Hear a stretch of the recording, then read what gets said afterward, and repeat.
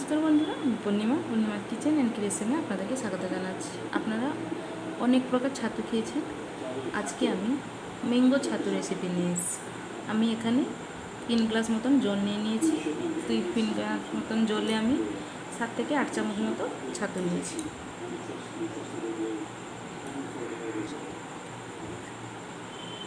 অল্প একটু লবণ। আমি এখানে একটা আম মিক্সিতে গ্রাইন্ডিং করে নিয়েছি, ওটাও দিয়ে দেব। আমি ওর মধ্যে একটা গুঁড়ো মশলা দেবো।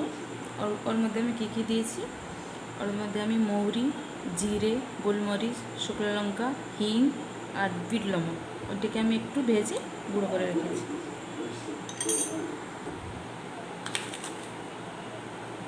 অল্প একটু চিনি দিয়ে দিই।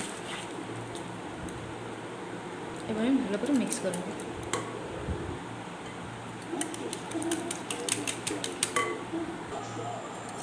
মিক্স করা হয়ে গেছে, এবার আমি গ্লাসে বের করে নেব।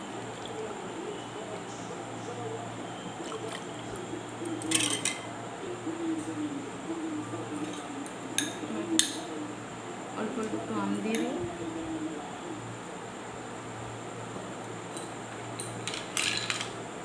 বরফ।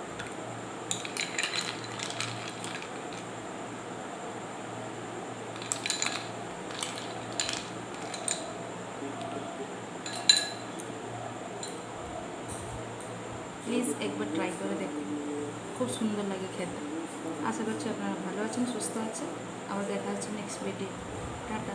প্লিজ আমার চ্যানেলটাকে সাবস্ক্রাইব করে দেবেন।